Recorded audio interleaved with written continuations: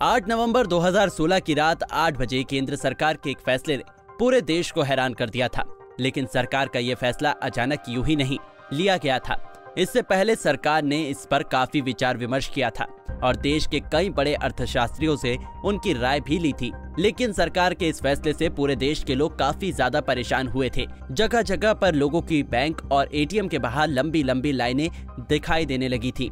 लेकिन धीरे धीरे सब कुछ सामान्य होने लगा और सरकार के नोटबंदी के फैसले को सबने खुशी खुशी स्वीकार कर लिया। वैसे सरकार ने देश में 500 और 1000 के नोट बंद करते समय ये बताया था कि काले धन को बाहर लाने के लिए उन्होंने ये फैसला लिया है।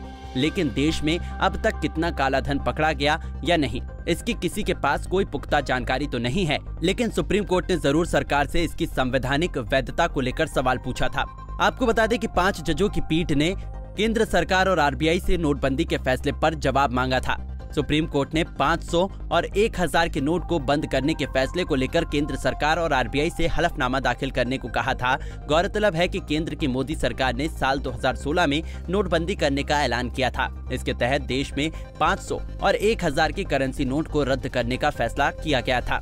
सरकार का सुप्रीम कोर्ट को जवाब। केंद्र ने बुधवार को सुप्रीम कोर्ट में अपने नोटबंदी करने के फैसले का बचाव करते हुए कहा कि 500 और 1000 के नोट को बंद करने का ये फैसला आरबीआई के साथ गहन विचार विमर्श के बाद लिया गया था और नोटबंदी से पहले इसकी सारी तैयारियां की गई थी।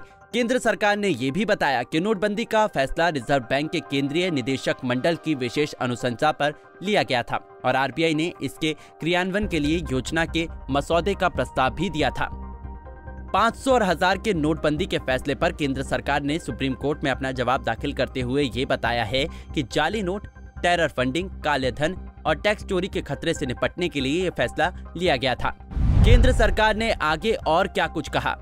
सुप्रीम कोर्ट में दायर हलफनामे में सरकार की ओर से बताया गया है कि ये सरकार का एक वित्तीय फैसला था जो आरबीआई अधिनियम 1934 द्वारा दी गई शक्तियों के अनुसार था। सरकार की ओर से दिए गए जवाब में ये भी बताया गया है कि ये कोई जल्दबाजी में लिया गया निर्णय नहीं था, बल्कि आरबीआई ने इसको लागू करने के लिए बाकायदा एक योजना बनाई थी। नोटबंदी से हुई परेशानी पर सरकार ने दिया ये जवाब। सरकार के इस फैसले से लोगों को कितनी तकलीफ हुई, इसके जवाब में केंद्र की ओर से कहा गया है कि कई तरह के इंतजाम पहले से ही किए गए थे। डिजिटल पेमेंट को बढ़ावा देने इसका एक हिस्सा था। साल 2016 में जहां 6,952 करोड़ रुपए का डिजिटल पेमेंट हुआ, ये बढ़कर 2022 अक्टूबर में 12 लाख करोड़ हो गया। केंद्र सरकार से नोटबंदी के फैसले पर सुप्रीम कोर्ट में 5 जजों की संविधान पीठ ने जवाब मांगा था, जिसके बाद ही केंद्र की ओर से सुप्रीम कोर्ट में इसका जवाब दिया गया।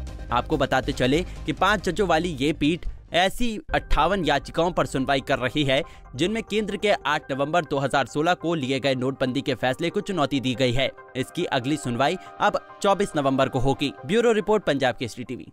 हमसे जुड़े रहने के लिए हमारे YouTube चैनल को सब्सक्राइब करें और नई वीडियो की नोटिफिकेशन के लिए बेल आइकॉन को दबाएं।